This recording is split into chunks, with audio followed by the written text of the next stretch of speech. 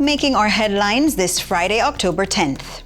Police sound the alarm on drunk driving. The Ministry of Health, Environment and Sustainability addresses the links between climate change and mental health. Burnout and grief are just some of the topics addressed as Cayman's Mental Health Day Symposium returns for a third year and exciting volleyball action at the Private Schools Association tournament.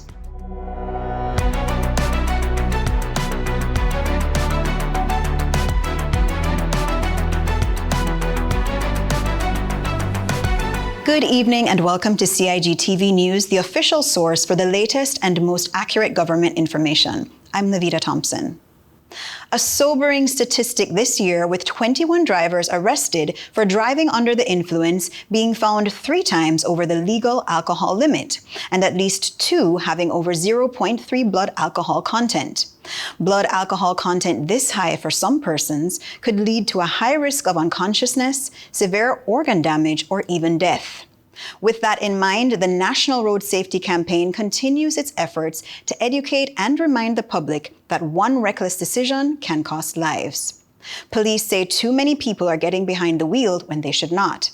Superintendent Adrian Seals from the Traffic and Roads Policing Unit is making a direct personal appeal to everyone on the road this weekend.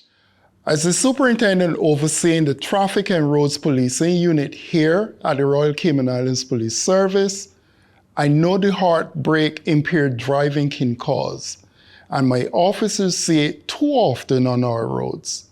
This weekend, I'm asking you to make the smart choice. If you drink or use drugs, please don't drive. Plan ahead, ask a friend for a ride, or call a taxi. My officers will be out in full force, and if you choose the reckless path, you could face the law or even pay the ultimate price.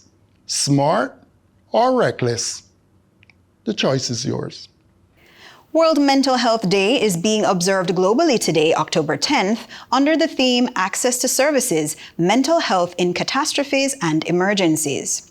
This year's theme focuses on the urgent need to support the mental and psychosocial needs of people affected by humanitarian emergencies. These crises include public health emergencies and natural disasters. The Ministry of Health, Environment and Sustainability, in a press release, said Cayman's investment in our local healthcare system, facilities, and disaster preparedness and response initiatives lessen climate change-related public health crisis within our shores.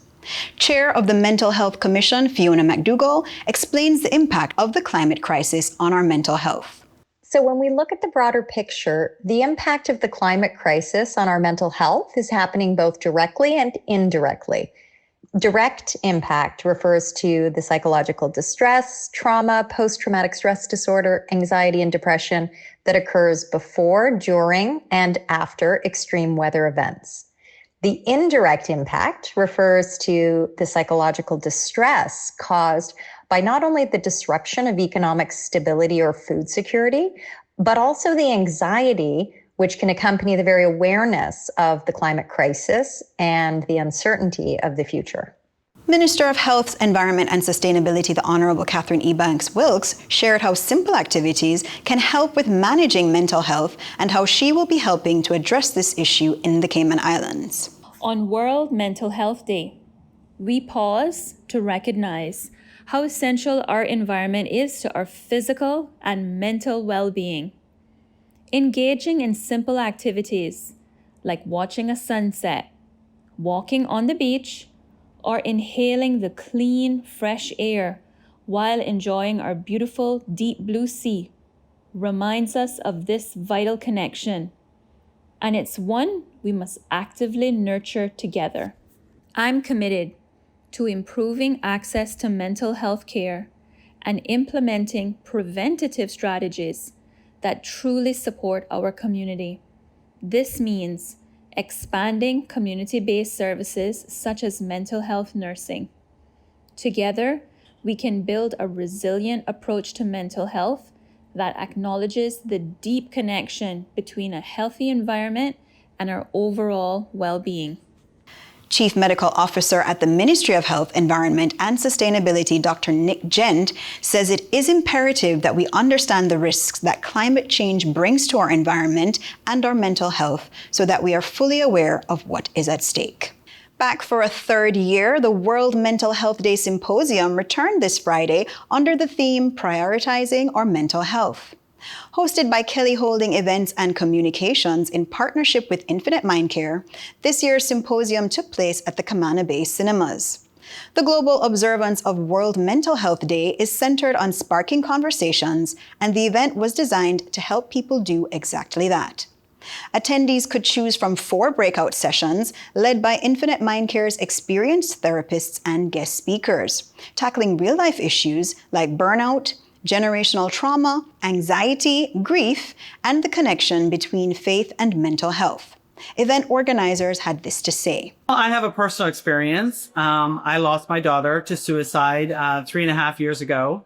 So I have been on a journey to learn more about mental health, learn more about what she was experiencing, and how to help others. My goal is really to help no one go through what she went through, what we went through as a family, and help people just learn how important mental health is, and how to take care of it. And that's why we started this event, for that reason, but also because it's great for the community. The event also included head and neck massages, mindful puzzles, and breathing sessions. Gentle reminders that mental wellness often begins with simple moments of calm. St. Ignatius Catholic School came out victorious at the Private Schools Association Under-18 Boys Volleyball Tournament, held on Thursday, October 9th, winning their 2 sets against Cayman International School. Meanwhile, Triple C won both their sets to take the trophy for the Under-18 Girls Tournament. They competed against Cayman International School on Wednesday, October 8th. Congratulations to both teams. Time now for our weather forecast. Tonight, we can expect partly cloudy skies with a 30% chance of showers. Temperatures will fall near the upper 70s Fahrenheit. For the weekend, a cold front following a prefrontal trough is expected to drift into the northwest Caribbean late in the weekend and linger just west of the Cayman area, bringing continued isolated to scattered showers with thunder and cloudy conditions through the early part of next week. For local weather updates, be sure to visit the Cayman Islands National Weather Service website, weather.gov.ky, and follow their Facebook page for the most reliable coverage. If you're watching us on the CIG YouTube channel, don't forget to like, share, and subscribe to stay informed with the facts straight from the source. That's all for today's news brief. I'm Levita Thompson. From all of us here at CIG TV, thanks for watching. Have a wonderful weekend, and we'll see you again on Monday.